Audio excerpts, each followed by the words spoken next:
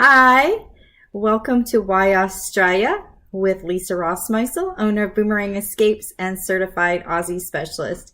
Each Sunday at 3, I come here to you live. However, little unknown fact, today this is being pre-recorded as I unfortunately have plans that are taking me away from my studio, so to speak, for Sunday afternoon, but I still wanted to be here for you as promised with our 3 o'clock Why Australia. Why Australia is an opportunity for me to share my passion of Australia with you and to share the different things that are available for you to include in an itinerary, fun facts about the country, different tips and tricks, and just reasons why you should go to Australia. So before we get started with today's topic, one thing that I have started in season 2 is adding in our lingo lesson. Why Australia does speak English. They do have a lot of slang and rhyming. So each week I bring you a new little word or phrase. This word or phrase can also be found weekly in our e-sign. If you are not getting our weekly e-sign and you would like to be added to the list, just drop me a comment and I will get a hold of you so we can get you added on. Of course, I know I'm not live and won't be seeing those comments as I'm speaking today, but any questions that you may have on Australia, New Zealand, the South Pacific, which I specialize in, please drop them below and I will be happy to get back to you afterwards and answer those as promptly as I can. So to start off this week, grab the lingo book, and our phrase for this week is give it a burl. Give it a burl, B-U-R-L, and it means to have a go at something. For example, all right, I'll give it a burl. So that is our lesson for this week. Give it a burl, give it a go, give it a try something new, try traveling to Australia. So the last couple of weeks we've been in Victoria and have stayed down there, and I've kind of gradually working our way north. So I'm going to pull out that map that I've used in the last couple Sundays episodes just to kind of point you to where we are. Of course, I've got it upside down. Here we go. Let me stand up so I can work my fingers more correctly. So we spent a lot of time down here. Melbourne's right here where the brown, the red, and the blue. We talked about the region over here and the Melbourne and her surrounds. And then last week we moved our way up this heritage trail, driving trail, tour trail, up into this region here into Glenrowan, and gave you a little bit of history and things like that. And now we're going to continue up that heritage road, and I'll drop that down so you can see. If you see where my little pink tag is, we're going to go to Canberra. Canberra is the nation's capital. So this is the Australian state capital territory. Canberra. It's there. You can connect to the coastal road, or is on the heritage road. Between Sydney and Melbourne. And if I lower this just a little bit farther, you will see up here in the very corner where the blue and brown begin, that is Sydney. So their capital has a territory, so it is one of the territories in there, just like our Washington, D.C. has its own little territory. It is easily accessible from different, obviously we're talking about driving. It is a 3-hour drive from Sydney, or it is an 8-hour drive from Melbourne. Another option, which is makes it easily accessible throughout the country, is flying. It is, sorry with the ums there, it is less than 2 hours flight time from Brisbane, Sydney, or Melbourne, and then both Sydney and Melbourne have multiple daily flights a day, and then Adelaide, Perth, and Brisbane have one daily flight a day. So easily accessible. It's something that I would consider maybe adding a long weekend, 3 or 4 nights into a thing. And of course, if you're thinking about doing the Sydney down to the Melbourne, coming down this way, that would be a great piece in, maybe drive part of it, maybe drive the 3-hour part, see some of that landscape by car.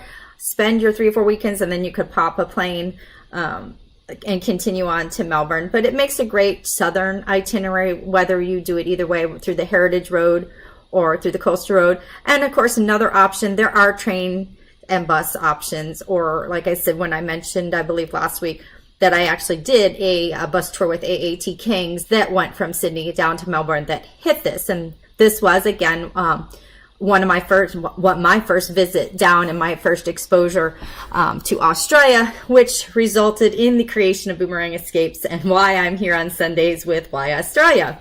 So let's talk a little bit about the nation's capital and the Capital Territory.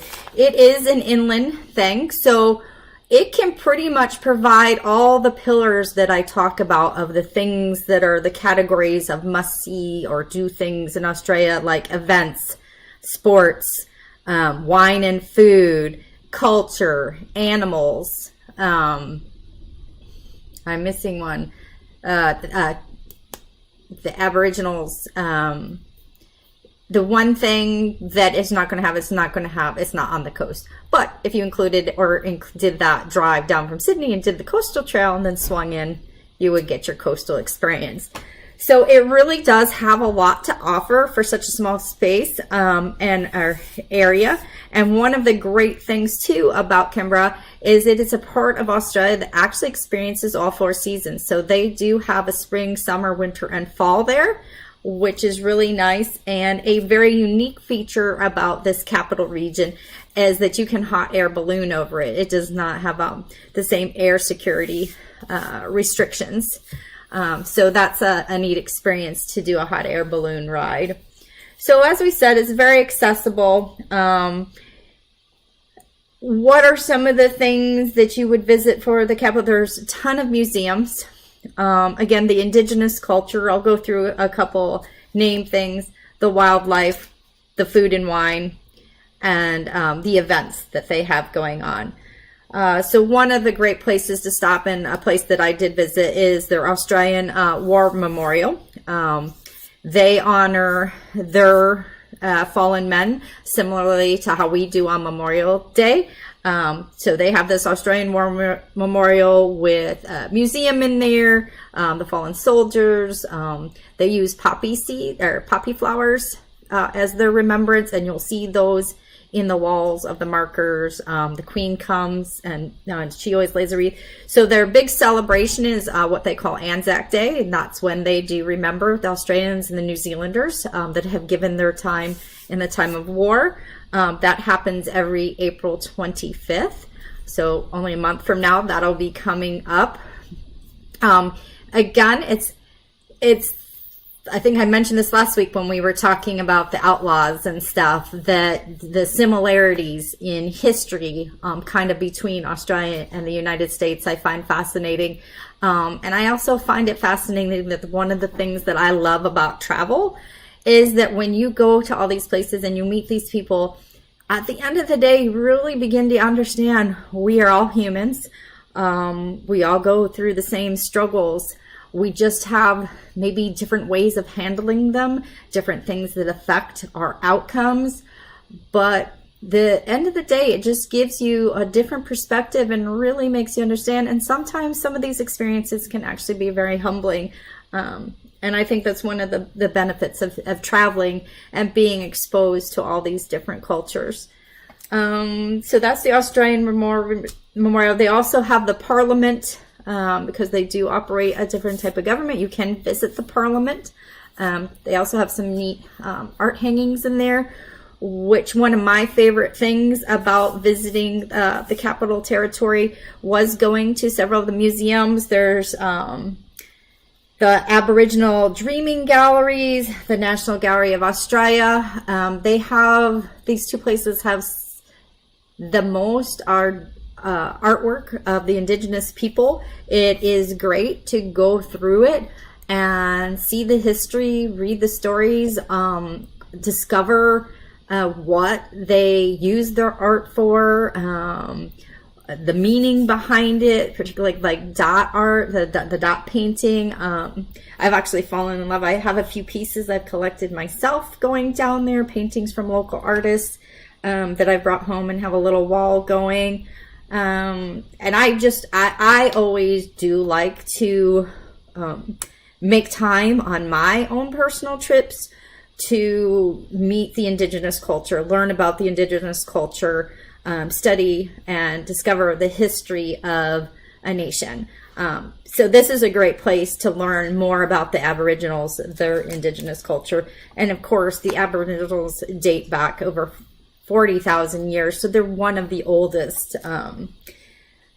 Besides that, like I said, we've got the wildlife. One of the things, there's Mulligan's Flat Wildlife Sanctuary. There's other options like the National Zoo. So you can still get your wildlife experience, get up close and personal with those one-of-a-kind animals that you can only see here in Australia. Like feed a kangaroo, right? Something you will never forget. We mentioned the hot air balloon. This is also a place you can do some skydiving. So for your adventure seekers, get up there, jump yourself out of a plane. I have not yet done that. Mother Nature did not cooperate with me the last time it was scheduled. I don't know if that was to my advantage or not, but I have not done that yet.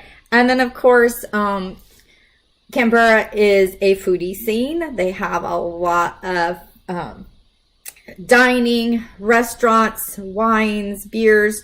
So you can do a beer tour. They have a lot of beer breweries. You can do a cellar door tour, taste the wines. Things that I would recommend, of course, we just mentioned the handcrafted beers. The wines in particular, I would go after the cool climate wines. I would try the smoked meats and the truffles. Now, truffles are absolutely one of my favorite. I love truffle oil, particularly used in recipes. Sorry, there's like cat hair everywhere. So you're not going to be hurting on the food scene at all. It is a destination for both, whether you're a couple or whether you're traveling as family, multi-generational, definitely history buffs, like I said. Events we mentioned, there is an Anzac parade, which I was just talking about with the War Memorial. That happens in April 25th. They have a clay tennis tournament.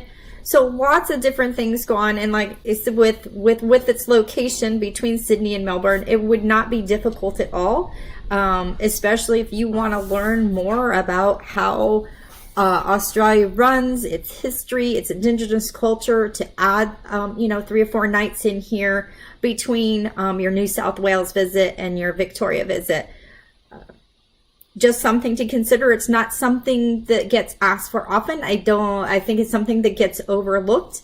It's not as popular or stands out like our Washington, D.C., but it would be a similar experience. The same reason why we choose to go visit our capital, why you would want to visit the state capital here. And just something to consider. That's really it in a nutshell. So if you have any specific questions on Canberra, on a Victoria vacation, we're going to continue working our way up the Heritage Road. I'm going to continue to head north as we go into next Sunday. And I will pop down. I think I've got a couple articles that I've written. I know I've got one on the War Memorial, so I will share that below.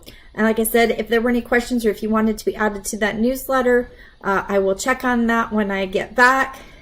So enjoy your Sunday. I look forward to talking to you again next Sunday. I thank you for joining me and welcome to anybody who's new. Take care and have a great day.